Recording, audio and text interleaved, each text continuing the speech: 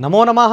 जयतु संस्कृतम जयतु भारतम। मैं डॉक्टर अभिनव उपाध्याय आपका हार्दिक स्वागत अभिनंदन करता हूं। प्रिय छात्रों, संस्कृत की इस कक्षा में हम पढ़ रहे थे सुभाषितम सुभाषितानी। सुभाषितानी के हमने 3 श्लोक 3 सुभाषित हम पहले वाले पाठ में पढ़ चुके हैं।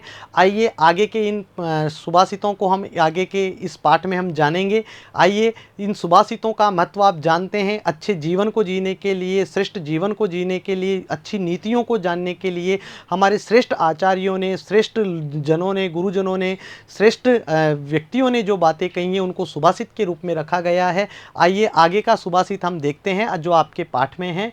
आइए इस सुभाषित में क्या बताया गया है कि इस सुभाषित में धन और चरित्र के बारे में बताया गया है कि चरित्र का जो महत्व है वो धन से भी अधिक है, क्योंकि धन तो चला जाता है फिर आ जाता है, लेकिन अगर एक बार व्यक्ति का चरित्र नष्ट हो गया तो फिर वह कभी भी वापस नहीं आता है। ऐसा हमारे को ध्यान से पढ़ना है।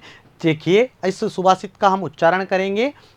व्रतम यत्नेन संरक्षेत वित्तम एति च याति च अक्षिणो वितत क्षीणो व्रततस्तु हतो हता। शब्दार्थ देखेंगे। संरक्षेत रक्षा करें, वित्तम धन, एति आता है, याति जाता है, वितता क्षीण धन से विहीन, अक्षीण जिसका कुछ नष्ट नहीं हुआ, वह व्रततः चरित्र से, हतः हीन जो नाश को प्राप्त हुआ। आइए इसका अन्वय देखते हैं। एक बार और आप मेरे साथ उच्चारण करेंगे। व्रतम यत्नेन संरक्षेत वित्तम एति च याति च अक्षिणो वितत क्षीणो व्रतस्तस्तु हतो हता। अन्वय कहता है व्रतम यत्नेन संरक्षेत वित्तम याति च एति च याति च, यानी व्रतम यानी चरित्र की यत्न से रक्षा करनी चाहिए। वित्तम एति च याति च धन तो आता है और जाता रहता है। वित्तता क्षीण अक्षीण व्रतस्तु हता हता। वित्त से हीन व्यक्ति को तो कोई फर्क कोई दिक्कत नहीं है, क्योंकि वित्त तो फिर आ जाता है, लेकिन एक बार चरित्र चला गया तो फिर वह वापस नहीं आता है। तो भावार्थ कहता है सर्वोपि मनुष्यः स्वकीयस्य चरित्रस्य रक्षां प्रयत्नेन कुर्यात्। सभी मनुष्यों को स्वयं के चरित्र की रक्षा किससे करनी है? प्रयत्न से करना चाहिए। धनम तो कदाचित आगच्छति कदाचित अपगच्छति।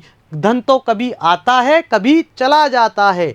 धनेन संपन्नः अपि यः आचारात् भ्रष्टः अस्ति सः तु नष्टः एव अस्ति।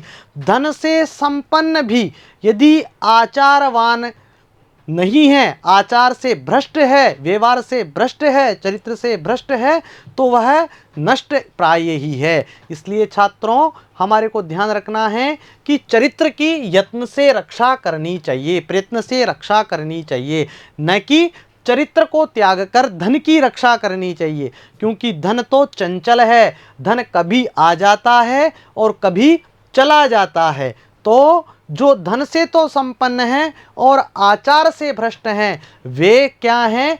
मरे हुए से भी बदतर हैं, वो मरे हुए से भी खराब हैं। तो परीक्षा में प्रश्न कैसे आता है? व्रतम केन संरक्षेत, तो व्रतम यत्नेन संरक्षेत। किम याति आयाति किम एति याति च वित्तम एति याति च। इस प्रकार से हमारे को परीक्षा में प्रश्न आते हैं। चलिए इनके व्याकरण के बिंदु को देखते हैं। व्रतम, व्रत शब्द है, द्वितीय एक वचन है। संरक्षेत सम उपसर्ग है, 22 उपसर्ग संस्कृत भाषा में है, उनमें से सम उपसर्ग यहाँ पर है। रक्ष धातु है,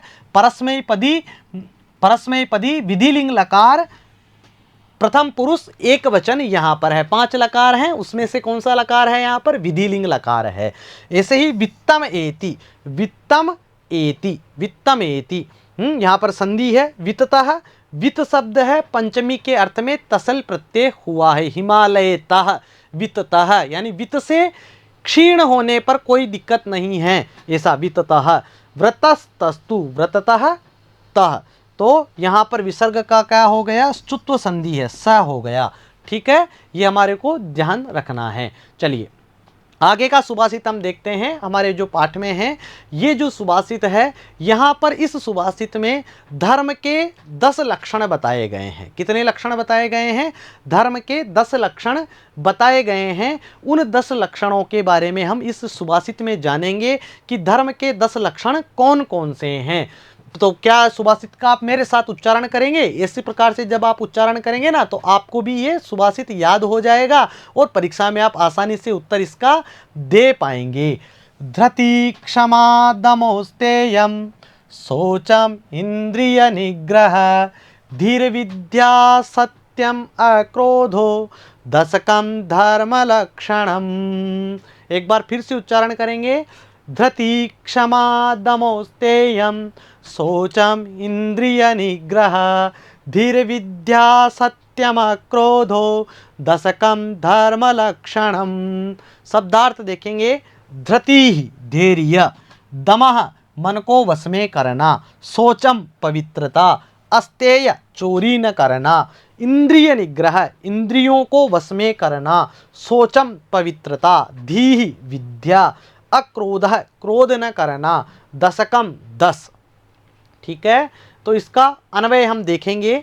धृति ही क्षमा दमः अस्तेयम शौचम इंद्रिय निग्रह धीहि विद्या सत्यम अक्रोधः दशकम धर्म लक्षणम।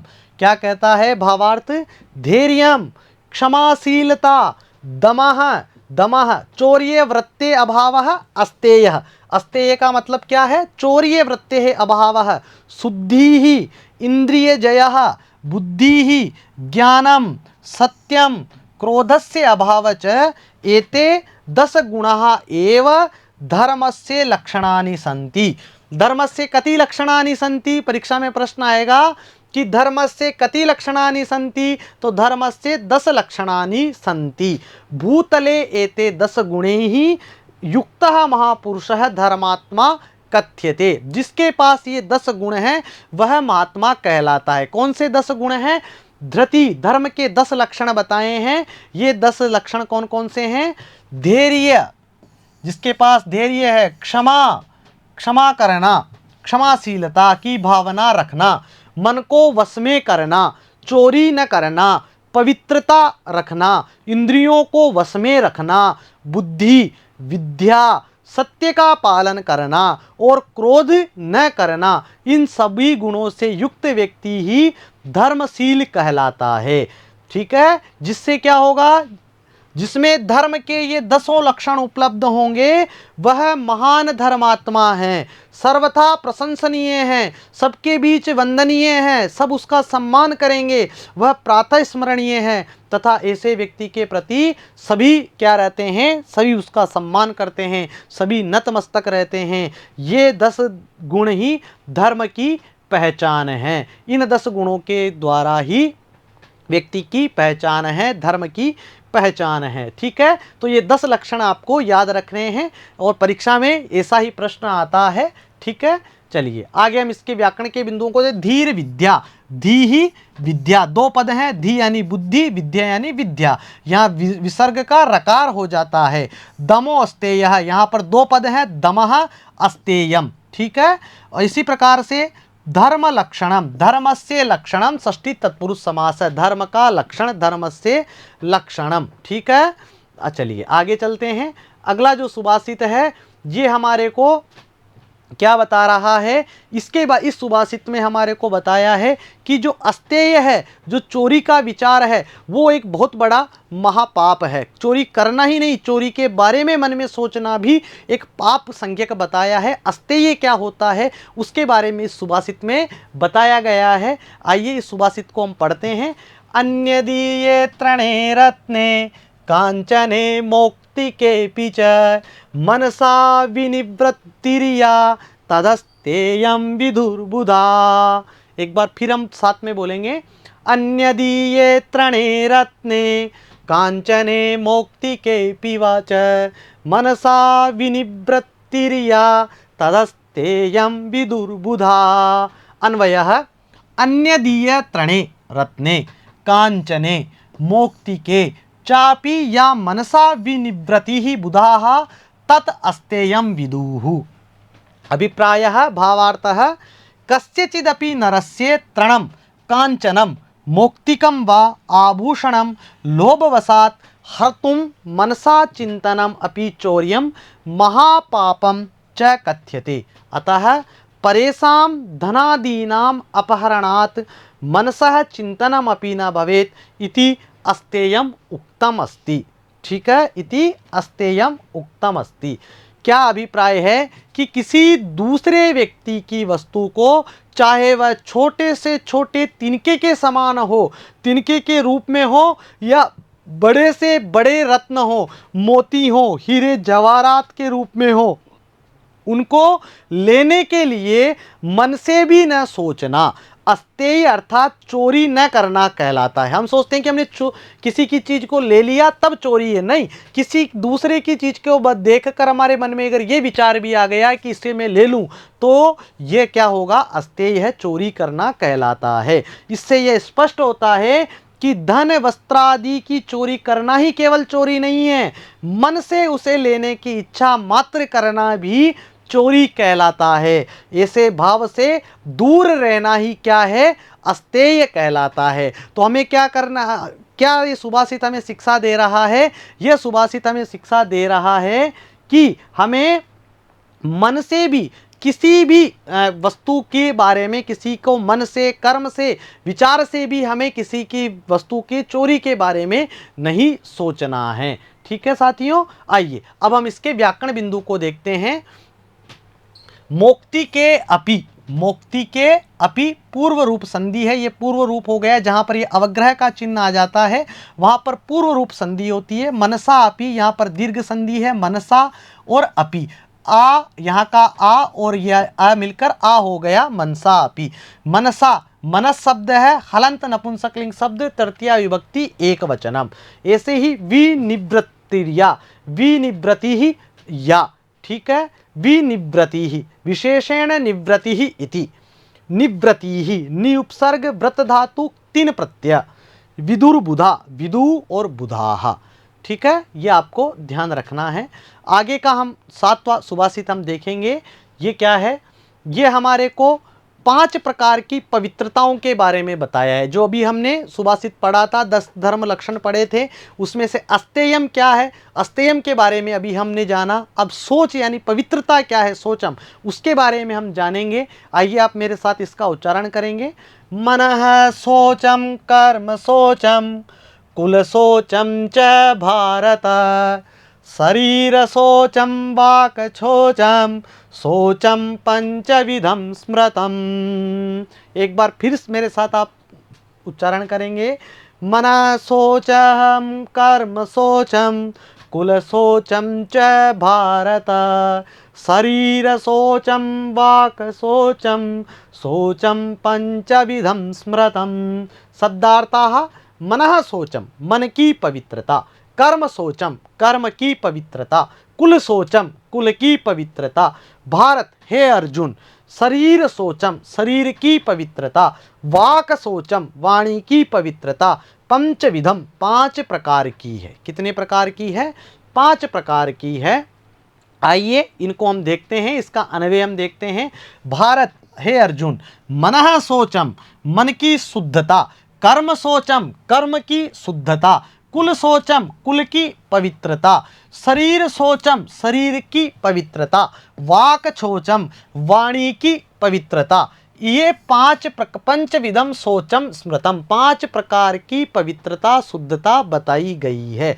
पवित्रतायाः पंच प्रकाराः सन्ति। परीक्षा में प्रश्न आया था पहले किस प्रकार से, पवित्रतायाः कति प्रकाराः सन्ति। तो पवित्रतायाः पंच प्रकाराः सन्ति। कति प्रकाराः सन्ति? पंच प्रकाराः सन्ति। मनसः पवित्रता, पहला प्रकार मनसः पवित्रता, मन से पवित्रता। द्वितीय दूसरा प्रकार कर्मणा पवित्रता, कर्म से पवित्रता। कुलस्य पवित्रता, तीसरा प्रकार है कुलस्य पवित्रता, कुल की पवित्रता। चौथा है शरीरस्य पवित्रता, शरीर की पवित्रता। पांचवा है आगे है वचसः पवित्रता, यानी वाणी से पवित्रता। ये एते ही पंचभिः प्रकारैः पवित्रः एवं मनुष्य पवित्र कथ्यते। इन पांचों प्रकार से पवित्र मनुष्य ही पवित्र कहा गया है। जब हम इसकी व्याख्या देखते हैं तो बताया है कि धर्म के 10 लक्षणों में से 5वां लक्षण सोच अर्थात पवित्रता है। जब हमने अभी धर्म के 10 लक्षण पढ़े थे, धृति शुचि दमा स्तेयम, है ना, तो सोचम, तो ये 5वां जो लक्षण था सोच पवित्रता, इस पवित्रता के 5 प्रकार की चर्चा की गई है इस सुभाषित में। इस श्लोक में करते हुए सुभाषितकार कहते हैं कि पवित्रता के 5 प्रकार बताए गए हैं। पहला है मन की पवित्रता, कार्य में पवित्रता, कुल की पवित्रता, शरीर की पवित्रता और वाणी की पवित्रता। अर्थात जो इन 5 दृष्टियों से पवित्र हो उसी को वास्तविक रूप से पवित्र माना जा सकता है। उसे ही 5 वास्तविक रूप से क्या माना है, पवित्र माना जाता है। केवल किसी एक की पवित्रता से पर्याप्त नहीं है। चाहे आप मन की पवित्रता है लेकिन वाणी की पवित्रता नहीं है तो ये पर्याप्त नहीं है। ऐसा नहीं है कि हम वाणी तो पवित्र बोलें पर मन पवित्र ना हो। इसलिए कहा गया है कि मनसा, मन से, वचसा, वाणी से, कर्मणा, कर्म से, हर दृष्टि से पवित्र होना अनिवार्य है। ऐसा नहीं कि बोले कुछ और, सोचे कुछ और तथा करें कुछ और। तो इसका हमें ध्यान रखना है। इसके व्याकरण बिंदु को हम देखते हैं। वाक छोचम, यहाँ पर व्यंजन संधि है, वाक सोचम, स का छत्व हो जाता है, छकार बन जाता है। स्मृतम, स्मृ धातु है और त प्रत्यय, स्मरण करने के अर्थ में स्मृतम, याद रखा गया है। मनः सोचम, मनसः सोचम, षष्ठी तत्पुरुष समास यहाँ पर है। आइए अब हम हमारा इस पाठ का अंतिम सुभाषित आज हम पढ़ेंगे। तो ये क्या कहता है, यहाँ पर सत्यता की महत्व को बताया गया है। इस सुभाषित में क्या बताया गया है, सत्य का ही महत्व है, सत्य ही सबसे श्रेष्ठ है, सत्य ही परम है, सत्य ही प्रमुख है, असत्य नहीं है, सत्य को ही मुख्य माना गया है। सर्वदा विजय सत्य की ही होती है। तो सत्य का कितना महत्व है इसके बारे में बताया गया है। सत्यमेश्वरो लोके सत्य धर्म सदाश्रिता, सत्यमूलानि सर्वाणि सत्या नास्ति परम पदम। शब्दार्थ देखेंगे। सदाश्रितः, सदा टिका हुआ है, सत्य पर आधारित है, सत्यात सत्य से, परम श्रेष्ठ, पदम स्थान, नास्ति नहीं है। देखिए इसके अन्वय के द्वारा हम इसको समझेंगे। एक बार फिर और सुभाषित का उच्चारण हम करेंगे। सत्यमेश्वरो लोके सत्य धर्म सदाश्रिता, सत्यमूलानि सर्वाणि सत्य नास्ति परम पदम। लोके सत्यमेव ईश्वरः, इस लोक में सत्य ही ईश्वर है। धर्म सदा सत्य आश्रितः, धर्म हमेशा सत्य को ही आश्रित करता है। सर्वाणि सत्य मूलानि, सभी सत्य के ही मूल हैं। सत्यात् परम पदम नास्ति, सत्य के अलावा कोई दूसरा पद नहीं है। इसका भावार्थ देखेंगे साथियों। संसारे सत्य से एव सर्वाधिकम महत्वम वर्तते। परीक्षा में प्रश्न भी ऐसे आता है, संसारे सर्वाधिकम महत्वम कस्य अस्ति, संसारे सर्वाधिकम महत्वम सत्य से एव अस्ति। ईश्वरः धर्मः सर्वव्यवहार च सदा सत्य आश्रितः एव भवन्ति, एवं विश्वे अस्मिन् सत्यात् परम किमपि नास्ति, सत्य से पर कुछ भी नहीं है।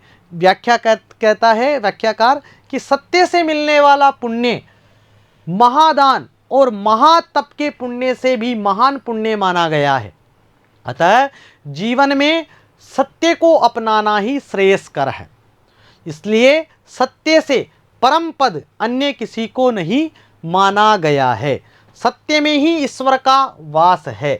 धर्म भी सदैव सत्य पर ही आश्रित है। सब कुछ सत्य के ही मूल में है। अतः सत्य से पर पद अर्थात श्रेष्ठ स्थान कुछ भी नहीं है। इसलिए हमें हमेशा सत्य बोलना चाहिए, ऐसा इसमें बताया गया है। आइए इसके व्याकरण बिंदु को हम देखते हैं। सत्यमेश्वरः, सत्यम एव ईश्वरः, यहाँ पर 3 पद है, सत्यम एव ईश्वरः, यहाँ पर संधि हुई है। सदा आश्रितः, दीर्घ संधि है, सदा आश्रितः, आ मिलकर आ हो गया है। सत्यान्न अस्ति, सत्यात न अस्ति, सत्य से न अस्ति नहीं है, यहाँ पर भी दीर्घ संधि हुई है। ठीक है साथियों, आपने इस सुभाषित के पाठ को जाना। सुभाषित के पाठ में 8 सुभाषित हैं। मैं आशा करता हूँ कि आपको बहुत अच्छे से ये पाठ समझने में आया है। आप इन सुभाषित को याद कर लीजिए, एक बार बोलेंगे, 2-3 बार बोलेंगे तो ये आपको याद हो जाएगा। परीक्षा में किस प्रकार से प्रश्न आता है, सामान्य परीक्षा में प्रश्न आते हैं, उन प्रश्नों के बारे में हमने चर्चा की है। फिर आगे मिलेंगे, जब तक अपना ध्यान रखें। वंदे मातरम।